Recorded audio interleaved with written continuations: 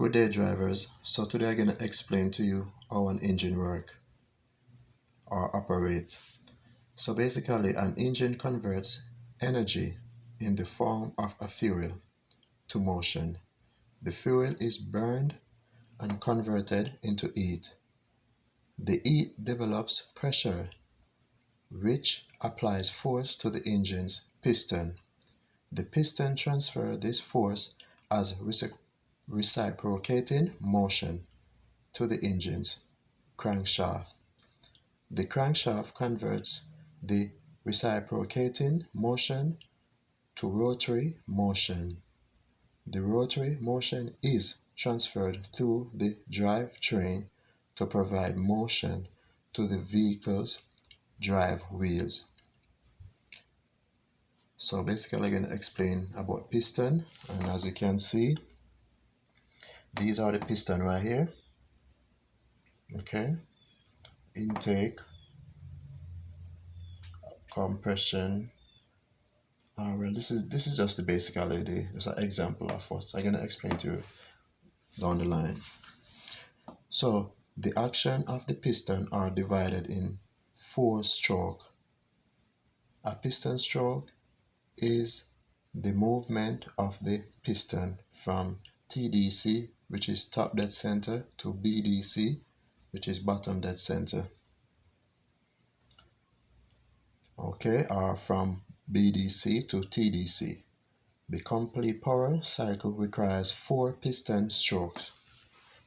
And as you can see, intake, compression, power, and exhaust. Okay, those are the 4 stroke. This makes the engine a 4 stroke or 4 cycle engine. One complete 4 stroke cycle requires 2 complete revolution, which is 720 of the crankshaft. Okay, so basically I'm going to explain to you how the intake work right now.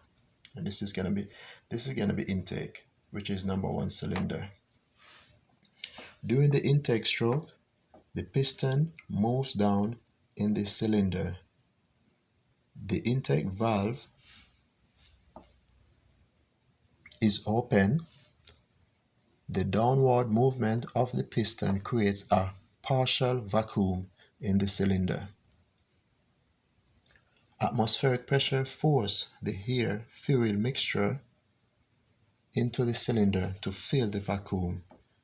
As the piston moves from top dead center to bottom dead center, the crankshaft rotates 180 degree or 1/2 turn. Okay, so that was for the intake. That's how the intake work, the intake stroke, meanwhile it going down. So now I'm going to explain to you about the compression stroke. This will be the compression stroke. So this basically going to explain to you how it works when it's compressing. So after the piston moves past bottom dead center on the intake stroke, the compression stroke begins. The intake and exhaust valve are closed. As you can see when it's going down, the valve, these are the valves right here. See, right now they're closed. Okay. All right, so as it moves up, the piston compressed the air-fuel mixture in the space between the top of the piston and the cylinder head. This space is the combustion chamber. The piston compressed the air-fuel mixture to about 1/8 of original volume. So as you can see, this is now is going back up basically. So this is compress, and basically it's saying that this space is the combustion chamber. The piston compress the air fuel. So right now it's compressing, going up is compressing. Okay.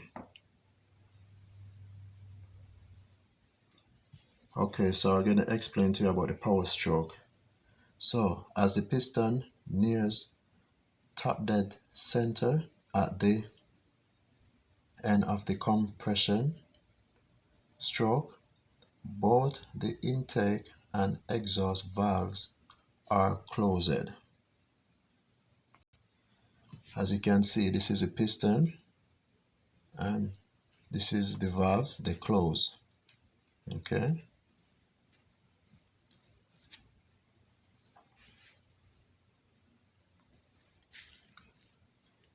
An electric spark jumps the gap at the spark plug.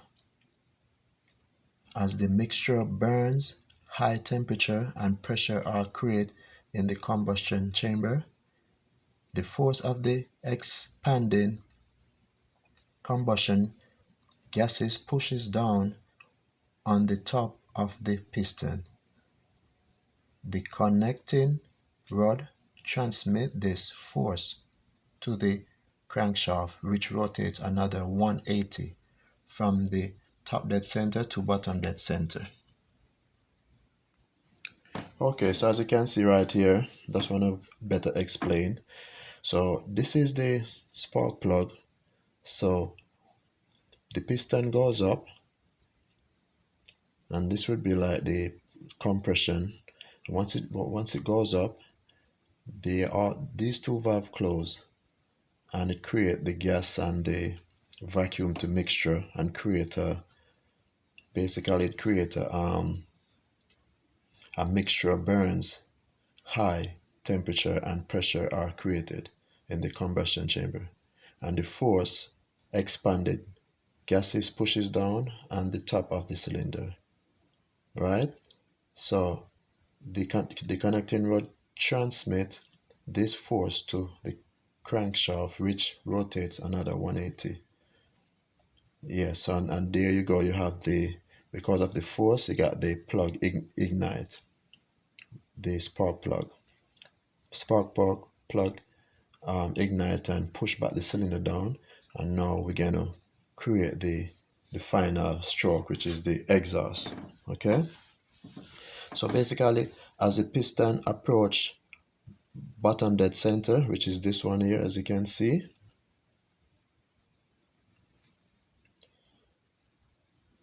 so basically as the piston approach BDC on the power stroke, as the exhaust valve open after the connecting rod journal passes through bottom dead center, the piston moves up, forcing the burned gases out through the open exhaust port. As the piston moves from bottom dead center to TDC or top dead center, the crankshaft rotates 180. Okay, so this is the final stroke. So you have, as I said, you have the intake, compression, power, which is you get the ignite from the spark plug, and then you have the exhaust. So basically all these cylinders represent as one cylinder, even though you see four. Just like when you have some machine, they use one cylinder. The difference is that each cylinder, just need more power to make to transfer the power to the rotation of the crankshaft. Okay, intake, compression, power, exhaust, but each cylinder do the same thing. Like one cylinder intake, this represent this compression, this represent this power, this represent this exhaust. All do the same, it's just each of them represent rotation. Okay, hope you understand. All right, so basically that's it really. Just to give you an understanding about engine operation. Next time I'm gonna show you guys how and give you an idea how the camshaft or the valve action work. Okay, so that's it. Thank you. Have a good day, and if you guys interested, just hit the bell for notification or press likes for more videos. Okay, thank you.